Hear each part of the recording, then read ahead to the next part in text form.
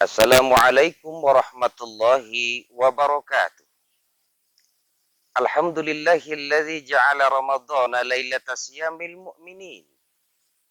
Ashhadu an la ilaha illallah wahdahu la syarikalah. Wa ashhadu anna Muhammadan abduhu wa rasuluh.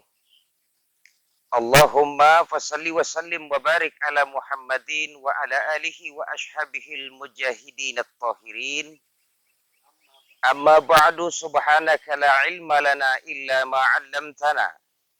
Innaka antal alimul hakim. La hawla wa la quwata illa billahil aliyyil azim. Saudara-saudara kaum muslimin rahimakumullah. Bersyukur kepada Allah Subhanahu wa taala karena Allah hingga detik ini masih menitipkan ruh di dalam jasad kita. Artinya Allah masih memberikan kesempatan kepada kita untuk merubah diri kita kepada arah yang lebih baik. Adalah termasuk orang-orang yang merugi apabila kesempatan masih terbentang luas, tetapi kemudian kesempatan itu kita sia-siakan saja di dalam kehidupan kita. Saudara-saudara yang saya hormati, kemudian selanjutnya bersyukur kepada Allah bahwa kita masih dipertemukan Allah dengan Ramadan tahun ini. Banyak di antara saudara-saudara kita yang ingin bertemu dengan Ramadan, tetapi umur mereka telah mendahului kita. Ma'asyiral muslimin yang saya hormati, karena di bulan suci Ramadan Allah berikan fasilitas kepada kita. Dan pergunakan fasilitas ini dengan sebaik-baiknya agar kita menjadi hamba yang terbaik. Di dalam Ramadan Allah persiapkan fasilitas pahala yang berlipat ganda terhadap pahala terhadap ibadah-ibadah yang kita lakukan. Allah berikan barokah di dalamnya. Ketika syahur Allah berikan barokah kepada kita sebagaimana disampaikan, tasyaharu fa innahu syahruri barakah. Bersahurlah kamu karena di dalam sahur ada barokah. Di siang harinya Allah berikan fasilitas pengampunan kepada kita. Man shoma ramadhana imanan wa ihtisaba, ghufira lahu ma taqaddama min dzambih. Barang siapa yang melaksanakan puasa Ramadan dengan iman dan hanya mengharap ridho Allah, maka Allah akan ampuni dosa-dosanya yang telah lampau. Ketika kita berbuka puasa, Allah berikan nikmat. Nikmat yang luar biasa nikmat. Di malam harinya, mangkoma Ramadana imana wa ihtisaba, ghafira lahu ma taqaddama min dzambi. Barang siapa yang melaksanakan di malam hari, menghidupkan malam-malam di setiap malam bulan Ramadan, maka Allah juga akan mengampuni dosa-dosanya yang telah lampau. Demikian fasilitas yang Allah berikan kepada kita ketika datang bulan Ramadan yang masih bisa kita temui pada bulan ini. Ibu bapak para pemirsa yang dirahmati oleh Allah Subhanahu wa taala. Inti daripada puasa Ramadan itu sesungguhnya adalah sebagaimana as-saum, puasa itu adalah merupakan menahan apa yang ditahan, hawa nafsu kita. Yang ditahan adalah hawa nafsu kita. Nafsu apa yang kemudian mesti kita tahan ketika bulan suci Ramadan itu? Nah, setidaknya 3 nafsu yang mesti kita kendalikan. Sebagaimana Rasulullah Shallallahu Alaihi Wasallam katakan bahwa sesungguhnya nafsu itu adalah sebuah perhiasan di dalam hidup kita ini. Yang namanya perhiasan, kalau waktu dan tempatnya pas kita lakukan, pas kita kenakan, maka nafsu itu akan menjadi indah. Tetapi sebaliknya, apabila nafsu itu kemudian salah tempatnya, maka yang menjadi suatu perhiasan dalam hidup tadi akan menjadi kacau dan akan menjadi jelek. Umpamanya, kita membeli sebuah perhiasan peci yang indah, yang mahal misalnya, tetapi peci itu kemudian kita taruh di dengkul, kurang tepat menempatkan perhiasan itu. Misalnya umpamanya kita membeli sepatu yang mahal, yang ratusan juta kita membelinya. Tetapi sepatu itu kemudian kita taruh di tangan misalnya. Maka perhiasan kurang tempat, kurang bagus untuk penempatannya. Nah, saudara-saudara kaum muslimin, jamaah yang saya hormati, kembali kepada 3 nafsu yang mesti kita kendalikan ketika bulan suci Ramadan ini. Sebagaimana di dalam surat Yusuf dikatakan, inna nafsa la amaratu bisu. Sesungguhnya nafsu itu selalu mengajak kepada kejelekan kepada kita. Nah, ini yang mesti kita kendalikan. Yang 3 tadi, yang pertama, nafsu berbicara. Berbicara ini, lidah kita ini kan ibaratkan pedang. Yang juga penempatannya, kalau bagus kita penempatannya, maka juga akan bagus menjadi hasilnya.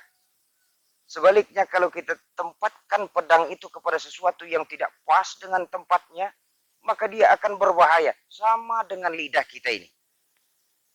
Membicarakan kejelekan orang lain ketika kita melaksanakan puasa Ramadan adalah merupakan sesuatu yang akan mengurangi pahala-pahala yang kita dapatkan ketika Ramadan itu.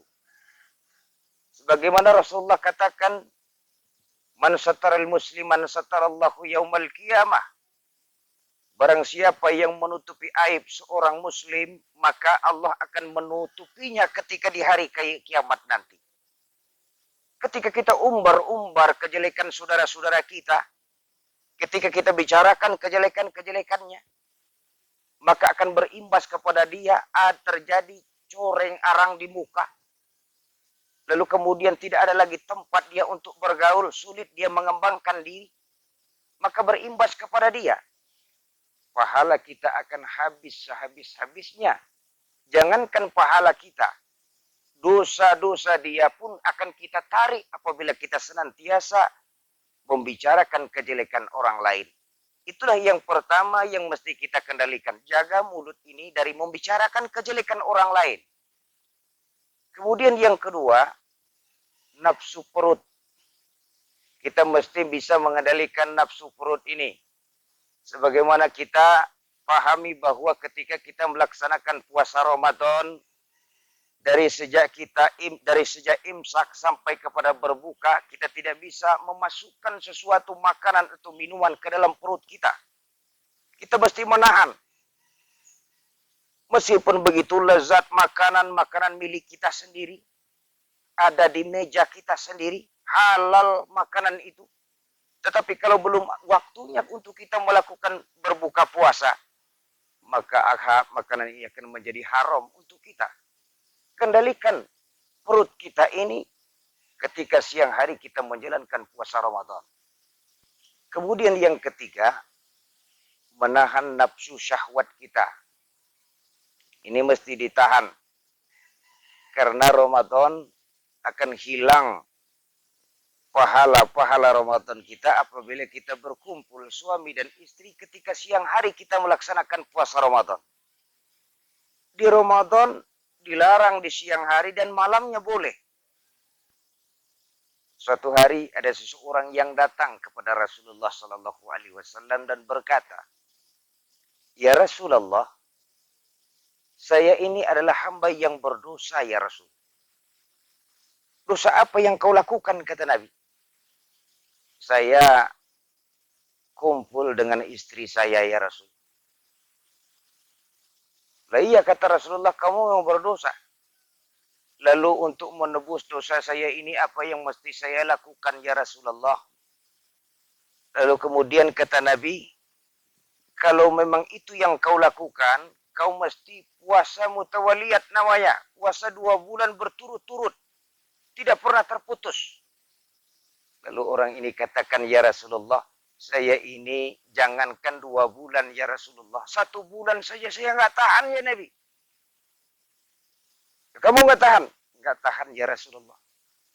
"Kalau kamu nggak tahan itu, coba kamu kasih 60 buah rumah di sekitarmu. Saya ini orang yang paling miskin di kampung saya ya Rasulullah."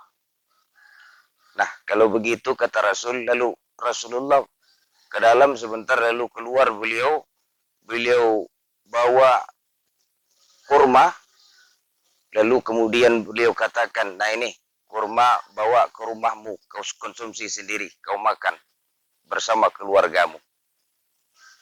Saudara-saudara kaum muslimin, rahimakumullah. Inilah kemudian bagaimana Ramadan mendidik kita, agar kita bisa mengendalikan diri, sekaligus tumbuh kepekaan sosial di dalam diri kita ini. Di dalam Ramadan kita mampu mengendalikan diri, hawa nafsu kita kendalikan. Nafsu perut kita kendalikan. Lalu kemudian bicara kita kendalikan. Pandangan, pendengaran, dan lain sebagainya. Beginilah Ramadan mendidik kita. Agar nanti pendidikan-pendidikan ini kemudian bisa berbekas ke 11 bulan yang akan datang. Agar kita menjadi pribadi yang bertakwa kepada Allah Subhanahu wa Ta'ala. Demikian saudara-saudara yang saya hormati. Mudah-mudahan kita bisa menjalankan Ramadan ini dengan baik dan memanfaatkan fasilitas yang Allah berikan selama Ramadan ini. Insya Allah kita mati dalam keadaan husnul khatimah, menjadi orang yang bertakwa kepadanya. Demikian, Assalamualaikum warahmatullahi wabarakatuh.